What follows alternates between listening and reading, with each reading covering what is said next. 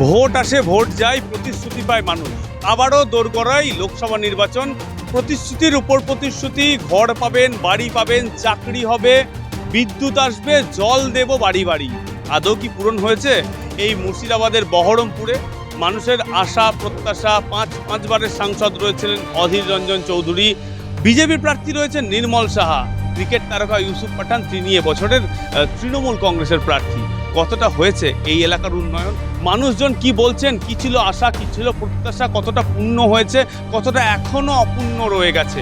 সবটাই কথা বলবো, দেখা হবে, কথা হবে, চোখে চোখ রেখে মানুষের দরবারে। নির্বাচন আসছে, ভোট আসছে, হ্যাঁ, কি ভাবছেন? কি ভাবাভাবি ধরেন একজনা মতামত করছে যে চুপে চাপে আছে, যে চিৎকার করছে না যে আমি ওয়াকে দেবো, ইয়াকে দেবো, কি অমুক করবে, সে মুখ খুলে বলছে না। আমার কাছে যাচ্ছে, তখন আমি বলছি যে আমার যাকে ভালো লাগবে, কিন্তু আমার অন্তরে কিন্তু গাঁথা হয়েছে যে আমি অমুকজনাকে দেবো। আমাদের এই সরকার সবই তো বুঝতে পারছেন, গরিব মানুষের মা মাটির মানুষ।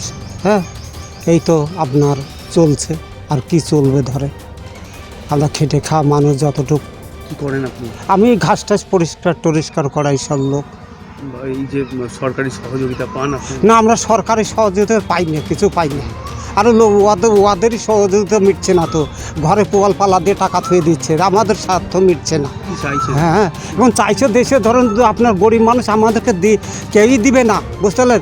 দেশে 2-4টা মিল কারখানা হলে পরে আমরা খেটে খুঁটে খাইতে পারবো। আমি গরিব তবে কোনো কারখানা দরকার? হ্যাঁ, কারখানার দরকার। হ্যাঁ, 2-4টা মিল কারখানা হলে পরে হয়তো, কিন্তু মিল কারখানা আমাদের দেশের লোক হবে না। কারখানা মুর্শিদাবাদে প্রয়োজন। হ্যাঁ, কিন্তু হতে দিবে না, এই মন্ত্রীরাই হতে দেবে না। ইয়া তাল ওয়াকে মারছি, ওয়া তাল মরে দেখছেন না, সব ঘরে সে পোয়াল পালা দিয়ে টাকা থুয়ে দিচ্ছে। হ্যাঁ, টাকা আবার যার টাকা তার কাছে ঘুরে চলে যাচ্ছে, সেন্ট্রালের টাকা সেন্ট্রালে চলে যাচ্ছে। এ তাহলে ইয়ারা দেশের কী করলো? হ্যাঁ, এদেরকে ভোট দিয়ে আমাদের বেকার কিছু হচ্ছে না। হ্যাঁ, হচ্ছে এই তো 25-26 হাজার লোক আজ ছাঁটাই হচ্ছে। যারা যোগ্যতা তারা চাকরি পায়নি। হ্যাঁ, আর যারা টিপ দিয়ে মাইনা তুলছে। হ্যাঁ, বলে একটা লোকের আপনার কেবল আপনার চাকরি যায়নি, সে মেয়েটার আপনার ক্যান্সার হয়েছে। হ্যাঁ, ওই কেবল আপনার যা 2 পয়সা পায় ওষুধপাতি মাতে ওই মেয়েটারে থাকবে। তো ইয়াদের বলছে যে ঘর বাড়ি বেচে আমাদেরকে টাকা দিতে হবে। হ্যাঁ, তাহলে ইয়ার এখন কি জবাব দিবে? হ্যাঁ, এই তো সামনে এই যে বলছে যে খেলা হবে, এমন খেলায় খেলছে সে মানুষ মানে দেখেই ওর পাচ্ছে না। তা আপনি করবেনটা কি? আমাদের দুর্ভিক্ষই থেকে যাচ্ছে। হ্যাঁ, আমার নাম ভীষ্ম হালদার। হ্যাঁ, কিন্তু আপনার দেশের সমাধান করার লোক আপনার কেউ নাই।